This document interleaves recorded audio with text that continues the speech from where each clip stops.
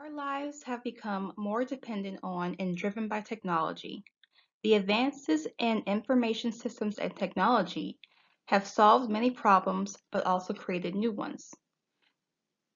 We are being recorded without our consent and we are being scanned without our knowledge every day. But we are also volunteering our private information to companies in one form or another for different reasons. Should all of this information be allowed to be used without our consent? If so, how much of a citizen's private information should be available to the public for public use, and who should make that decision? Have you ever used your phone to research a topic and the subject you were thinking of pops up? Have you ever noticed that after you use Google Maps to get to work, the next day it tells you your work commute time? If you feel you are being watched, you have good reason, and you are not alone. We are being tracked every day by smartwatches, Alexa, Siri, fitness trackers, our cars, Google, and Instagram and other electronic devices. One of the biggest data collectors is the cell phone, which 96% of Americans now own. CCS Insight report states that 71 million smartwatches and 40 million fitness trackers were sold in 2018. Amazon has sold more than 100 million Alexa-enabled devices. Automakers reported 17.27 million vehicles sold in the US in 2018, which all included data collecting computers. New York City uses multiple types of surveillance equipment to track all residents and visitors. In 2017, the city acquired state-of-the-art facial recognition technology for the purpose of scanning faces of all drivers commuting between the boroughs. By 2015, there were approximately 17,000 cameras watching their streets and more than 4,500 cameras throughout the subway system, which are housed in what look like electrical conduits. Every day, users knowingly and unknowingly trade their data for goods and services with companies that profit off of their personal information. Some people make this trade instead of paying with money. Users allow at least 77.4% of websites to track their data so they can use the site. But where do we draw the line? It's okay if Uber remembers our home address for our future use, but giving that information to a public database will be a violation. We're okay with targeted Facebook ads, but not with them selling access to our profiles to potential employers or landlords. Big box stores like Walmart have access to different customer data, including name, physical address, and purchase history. In 2013, Walmart CEO of Global Commerce said, "We want to know what every product in the world is. We want to know who every person in the world is. And we want to have the ability to connect them together in a transaction." Toll transponders in cars allow commuters to go through bridges and toll roads without having to stop and pay. The San Francisco Metropolitan Transportation Commission collects data from these devices for traffic studies. Consumers sign an agreement that lets GM anonymously tap their Chevrolet Volts for information about its performance. The Nissan Leaf lets owners monitor their electric car from their smartphones, while the automaker can access information like GPS, speed, driving habits, and battery use. A medical center's two-site survey of their personnel shows their willingness to share clinical data for research. On average, 53% were somewhat or definitely willing to share clinical data with identifiers, and 89% were somewhat or definitely willing to share without identifiers.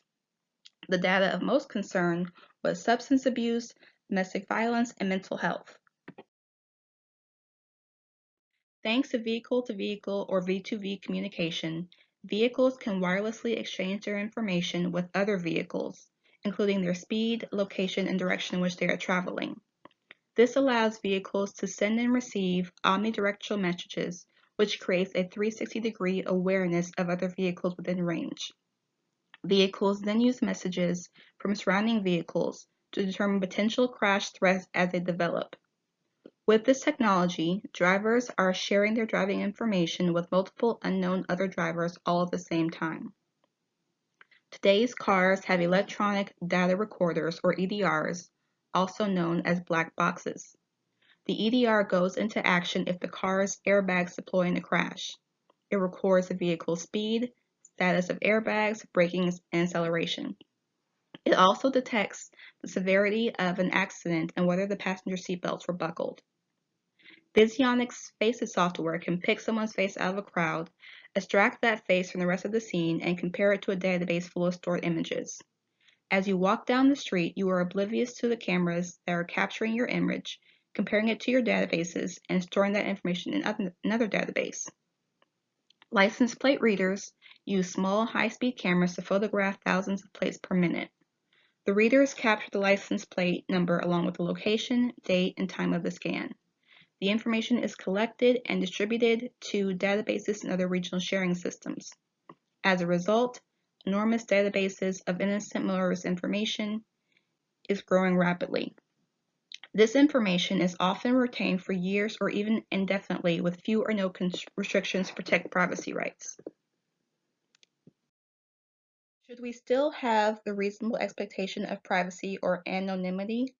Today's society is in the information age. This information is stored by third parties, including internet service providers, phone companies, websites, and merchants. In the wake of some courtroom cases, courts were uncertain as to how the privacy of electronic communications should be handled.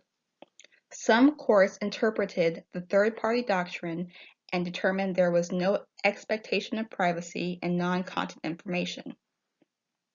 Big data has become a great asset for many organizations, promising improved operations and new business opportunities. However, big data has increased access to sensitive information that, when processed, can directly jeopardize the privacy of individuals and violate data protection laws. Because consumers often opt to give away data when it benefits them, some say privacy issues are no cause for concern. According to a former top GM safety expert, fears have been blown out of proportion. The Center for Disease Control, or CDC, tracks threats to health and leading causes of death. By gathering personal information on babies who died of SIDS, the CDC was able to give guidelines to parents on how to keep their infant from becoming a victim. Convicted sex offenders are aware that their DNA is added to a DNA database to be used to solve other crimes. Consumers freely give their DNA to companies that analyze it for ancestral history without knowing it also can be used to solve crimes. In April 2018, 72-year-old Joseph James DeAngelo was arrested for many unsolved rapes and murders that were committed between the 70s and the 80s. In 2018, law enforcement entered crime scene DNA into the GED Match database, an open-source website that allows users to upload their genetic profiles from consumer genetic testing sites and make the profiles public to other GED Match users. This DNA sample identified an individual who was biologically related to the suspect.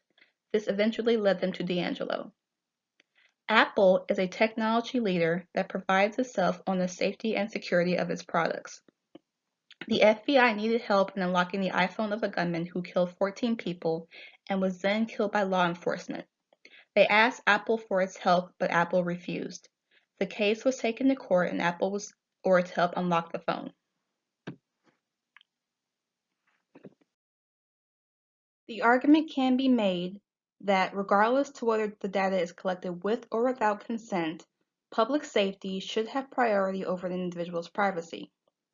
But while consumers' private information can be used for the good of the general public, there is always the real possibility that it will be misused.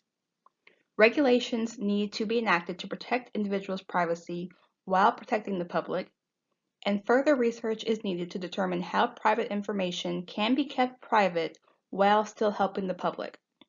Technology has unlimited potential to aid us in protecting ourselves and each other.